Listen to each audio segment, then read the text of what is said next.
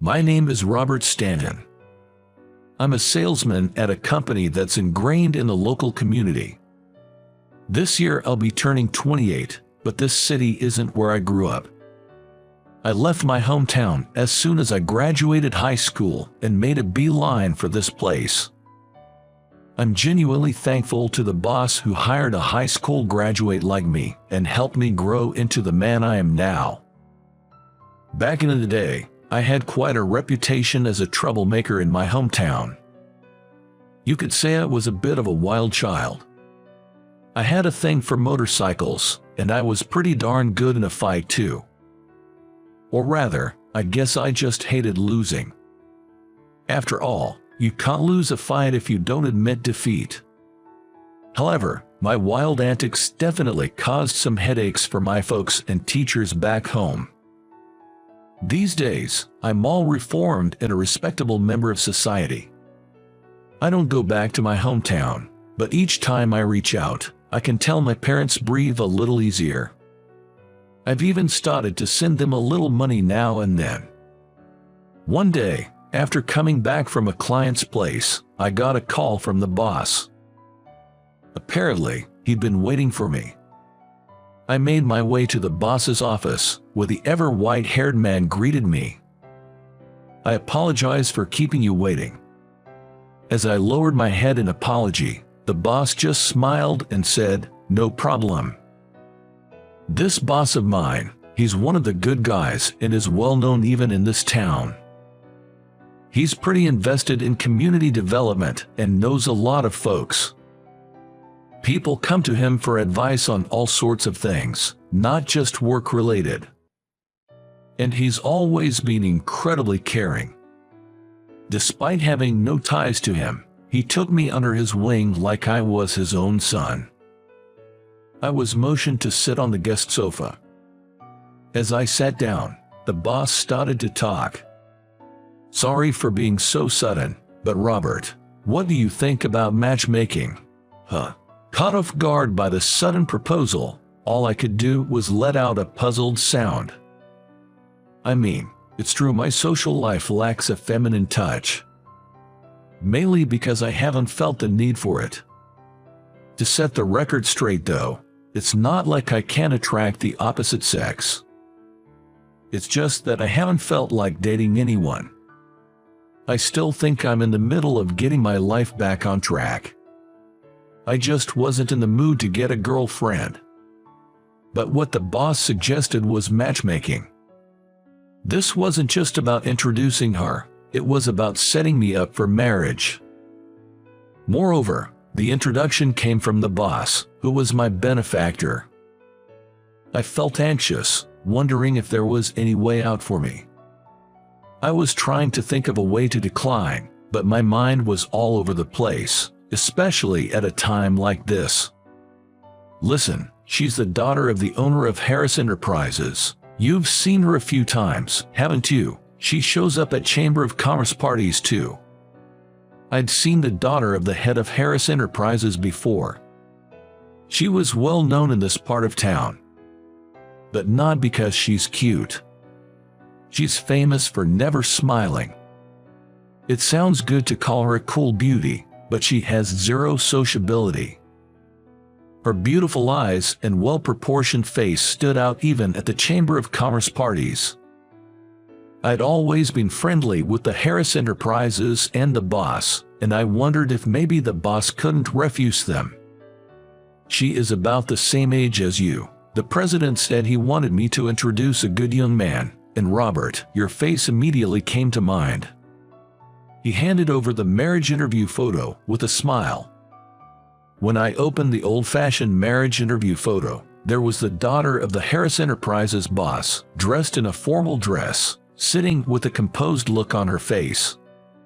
She was definitely pretty and cute, but I thought I wouldn't like such an unsociable woman. I have my ideals too. A homey, cute girl with a smile. I like girls who eat well. The girl in the photo doesn't look like she eats at all. She looks so out of this world that I thought she might be eating mist or something. I think I'm not worthy. I tried desperately to decline with a non-committal phrase. "What do you mean? Are you saying my eyes are clouded? There's no one more suitable than you, is there?" The boss showed no signs of backing down. In the end, I was overruled by the boss's "Why don't you at least meet her?" and I agreed to the marriage interview. Seeing the boss's happy face, I started to feel a pain in my stomach. The date for the marriage interview was set immediately, and I bought a new suit with the money the boss gave me. I wanted to decline the suit, but the boss told me not to destroy his reputation, so I ended up buying a new one. So, on the day of the marriage interview, I entered a high-class restaurant in a brand new suit. I had a sharp pain in my stomach from nervousness since morning. I hadn't told my parents about the marriage interview because I planned to decline somehow. The boss was sitting with me as a substitute for my parents.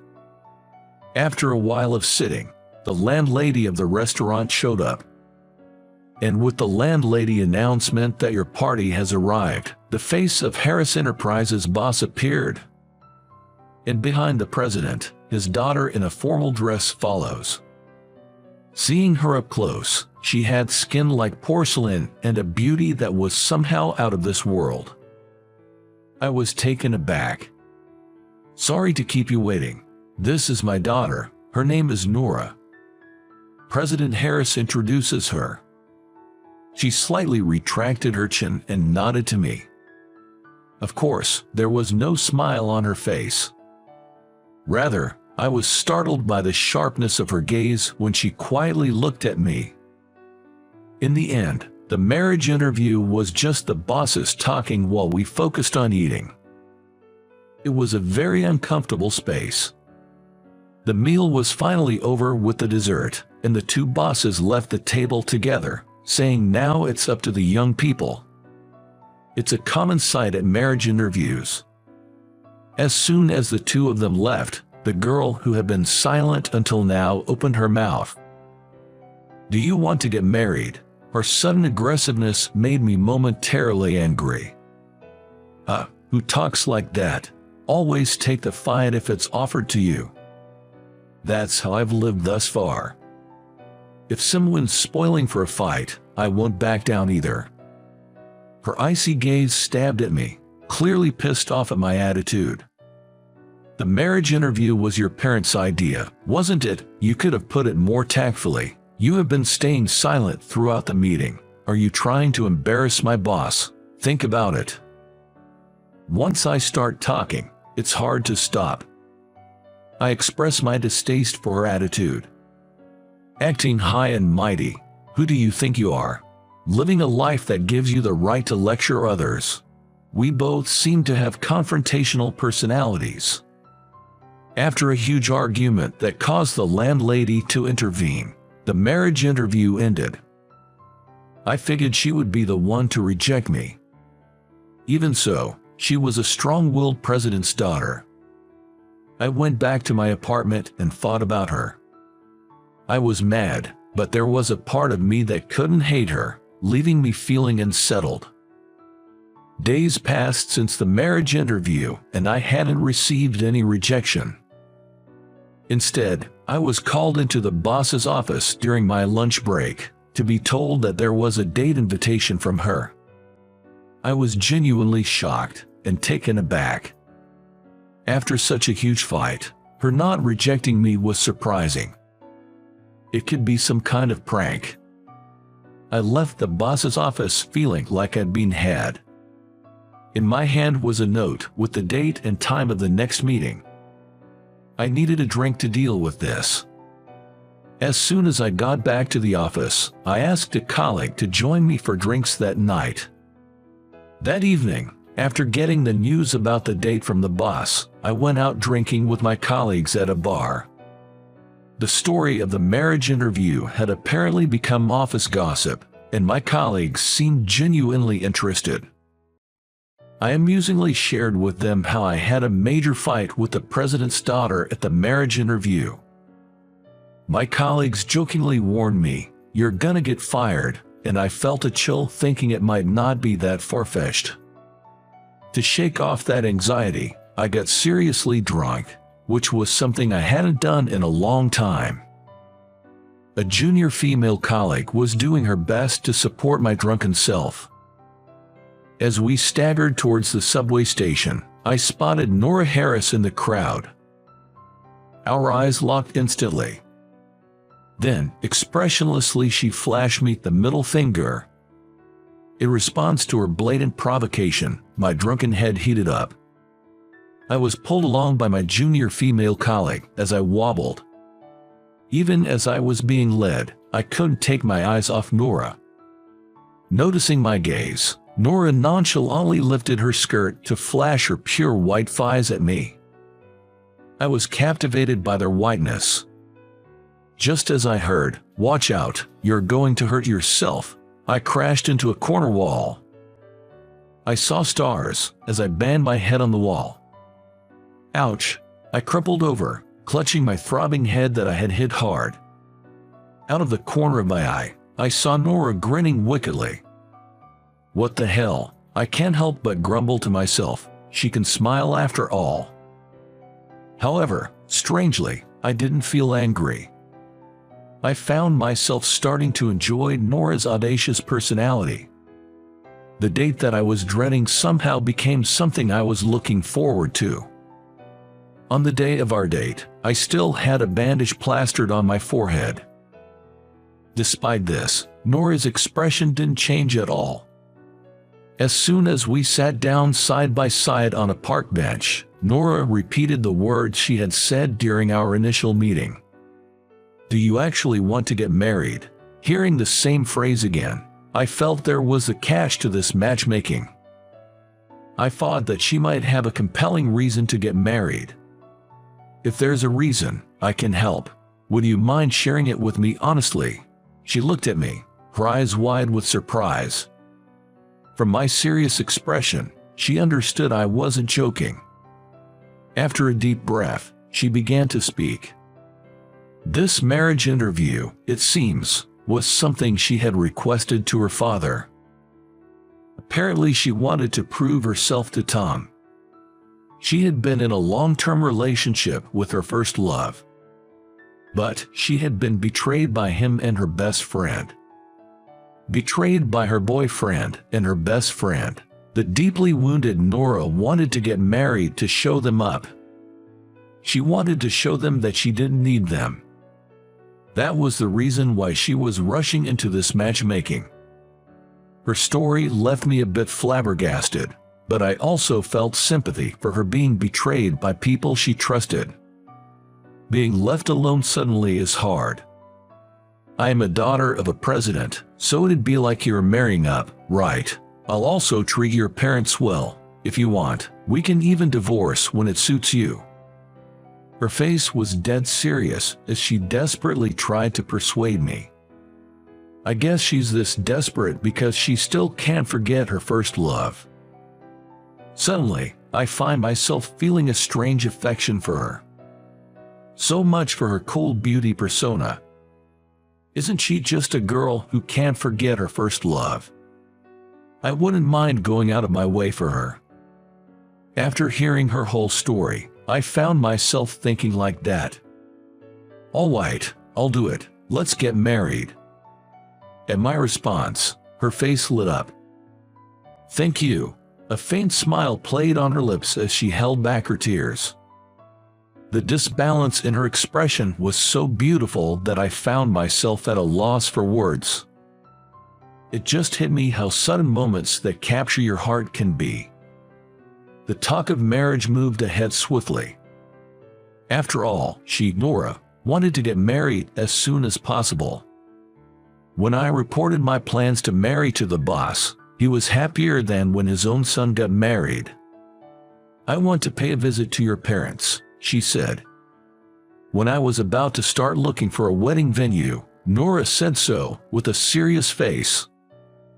I haven't been back to my hometown or my parents' house in a long time. For me, my hometown was a place I had essentially abandoned.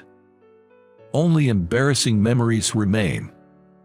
I was a little afraid to take her back to such a place. I didn't want to deliberately show her parts of myself that I disliked. But she said, it's a necessary step, and wouldn't take no for an answer. In a way, she almost forcefully decided on my return home. When we actually got there, I was surprised to find everything looking so familiar. The family home I so disliked returning to now felt incredibly nostalgic. Seeing my parents again after a long time, they had aged more than I imagined and looked noticeably smaller. My mom teared up at the sight of me, and when I introduced Nora as my future wife, she sobbed. She was overwhelmed with joy. My silent dad also seemed happy about my return, albeit in his own quiet way. After the greeting with my parents, I took her to something she had insisted on seeing during our visit. I led her behind the family's barn. There, her eyes lit up and she exclaimed, "This is amazing. My motorcycle was just left out there, next to the barn." Surprisingly, she loves motorcycles and has a license for large ones. She'd heard about me riding a motorcycle in my student days and had asked to see it. It's not a big one, but it's a bike I cherished. She stared at it for a while and then said thank you. After that, I decided to show Nora around the neighborhood. "So, this is where you grew up?" Looking down on the river from the embankment, Nora said with deep emotion. Compared to the city where she grew up, this must have seemed like a peaceful countryside. Everything might be new to her. After deciding to get married and meeting a few times, Nora's expression gradually softened. She would even flash a small smile at me. If we build a home together, will she smile more? As I thought about creating a warm home, I felt a bit foolish. She's marrying me not because she loves me, I remembered. But I guess it's okay because I'm in love with her. "Hey, is that you, Robert?" A hoarse voice called out to me, probably from too much drink. Turning around, I saw an old friend from my rebellious days, Steve, looking at me with a surprised expression. On either side of Steve, young punks still in their prime were standing by. It seemed Steve couldn't manage to reform himself after all. "Yes, but who are you again?" At my reply, the heat in the room instantly surged. I figured he was a mate from my reckless past, but his features had changed so much I couldn't recognize him. The signs of a rough life were etched onto his face. "You think you can just waltz back here after all this time, acting high and mighty like the old days?" He glared and threatened me, but I wasn't scared in the slightest. My only worry was whether my girlfriend who was with me would be in any harm. As we locked eyes, Nora peeked her head out between us. "So it's true you were a badass?" she said, starting to laugh, clutching her stomach. Seeing her laugh so freely, both Steve and I were taken aback, losing momentum. "Who's this you're with?" "She's the woman I'm going to marry." "I see." Just like that, a peaceful expression fell over Steve's face as he looked at Nora. "It seems like your life has been moving on just fine." Hearing that, I remembered clearly who this guy was. The moment I realized, I froze on the spot. He was my ex-girlfriend's brother. I wanted to say something, but the words stuck in my throat, and I couldn't get anything out. While I was frozen in place, he gave Nora a gentle pat on the shoulder and smiled. "Be happy with Robert. I had a sister too. She's not in this world anymore, but do it for her sake as well." Leaving those words behind, he started to walk towards his car parked under the levee. The way he slouched slightly as he walked looked like a testament to the past he was carrying. As I stood there in a daze, Nora took my arm and smiled. "Should we go visit your ex-girlfriend and your buddy?" At her words, I shuddered. I wondered how she knew, my mind spinning. I left my hometown because of a motorcycle accident. I loved motorcycles since my rebellious days, and in my youthful folly, I thought reckless riding was cool. Back then, my girlfriend was a year younger, and she often rode behind me on my motorcycle. The night of the accident, I was at the police station because of a fight I got into during the day, along with my parents and my school teacher. When she heard I was taken to the station, she panicked. She was riding on the back of my buddy's bike to accompany me up from the station when the accident happened. It wasn't because they were riding recklessly. The driver of the compact car that hit their motorcycle was an unlicensed high schooler. He was a kid just like us, up to no good, and apparently he fled the scene without even calling an ambulance. When I was finally released from the police station, I remember being punched out of the blue by her brother at the entrance. When I finally saw her and my buddy in the cold morgue, I couldn't even cry. I was left in a state of utter disbelief, emotionless, unable to do anything but gaze at the two of them. Afterward, as soon as I graduated, I left my hometown. I left everything behind, including my home, to start afresh. To my surprise, Nora seemed to know all about this. My dad would have definitely looked into my potential match. She said with a hint of regret. It made me wonder, knowing all that, why she would agree to this matchmaking. Knowing my past, how did this match even happen? By all accounts, I was a nuisance, wasn't I? Did her father not consider the harm it could do to his daughter? Times change. My dad understands that, and so do I. She retorted, sounding a bit upset. I scratched my head, realizing the depth of Nora's father's understanding. Perhaps being raised by such a parent is what made Nora as compassionate as she is. Let me meet her and his best friend. For the first time, I visited the graves of my ex-girlfriend and best friend. Nora stood next to me, her hands folded in silent prayer. When I asked her what she'd been talking about, she said, I was informing them about our marriage, with a chuckle. I declared that I was taking Robert. With a serious face, Nora walked ahead, leaving me stunned. She turned back and reached out to me. I took her hand. We held hands for the first time. Her hand was slightly sweaty, perhaps from the nervousness. Her face was calm as always. When I gently swung our hands, she looked down and gave a small, shy smile. Her shy smile was endearing. I wished she could open up to me sooner. And so, we walked hand in hand down the Sunset Road, lost in thought. 6 months after greeting my parents, we were finally on the eve of our wedding. Nora was still a grad student and surprisingly, busier than I was with my job. You're free to do what you want on your last night as a bachelor, you know, Nora told me at the cafe we were meeting at. My coworkers had invited me for drinks, but I wasn't particularly excited about my last bachelor's night. I was a little worried that Nora might get cold feet at the last moment. Nora, unaware of my feelings, seemed slightly upset. I think she feels guilty for pushing me into this marriage. Ew, how awful. Nora's face fell as she raised her voice. Do you know them? It's my ex, Tom.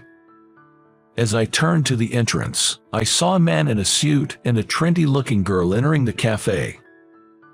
When the man spotted Nora, a distasteful grin spread across his face. He walked straight over to our table. Long time no see. So, you're getting married, huh? He talked as if we were close, but his eyes weren't smiling. He was a good-looking guy, but there was a hint of danger about him. Tomorrow is our wedding. It's a small ceremony for my family only.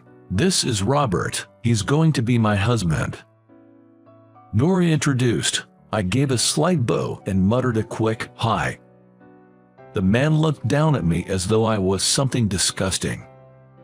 The girl with him looked anxious. "So, you're being shipped off to a husband so soon. Is this an arranged marriage, or just a move to get back at me?" Pathetic. Despite his provocative words, her expression remained unchanged. She cast her eyes down, seemingly ignoring the man's harsh words. Even if Nora could shrug it off, I couldn't.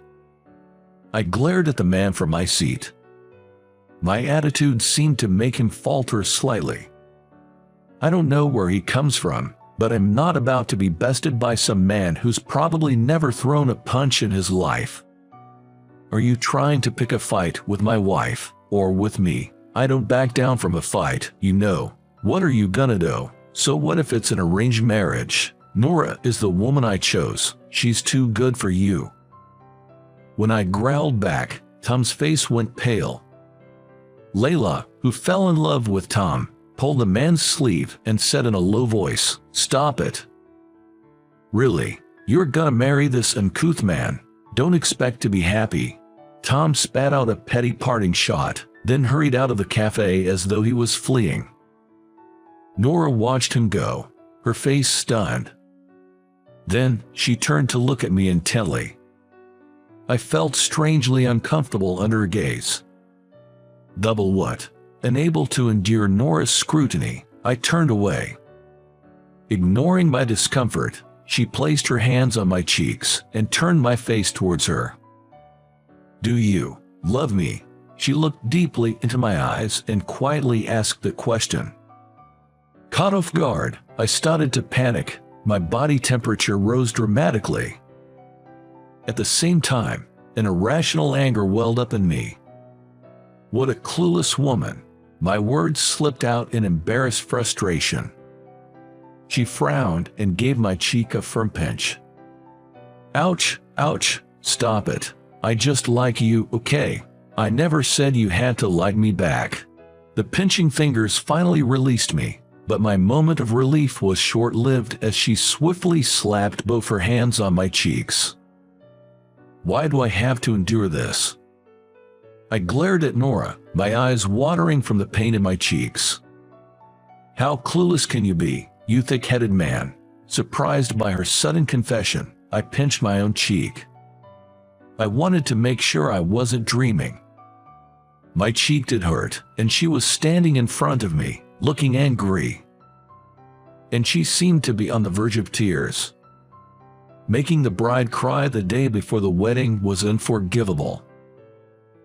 I'm sorry, I apologize. I realized that I was the clueless one.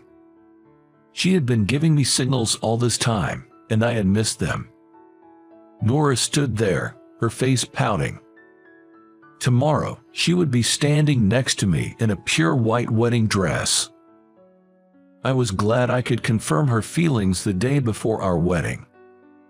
We might have our fair share of arguments, but we'd be a happy couple. Indeed, Nora and I were a perfect match.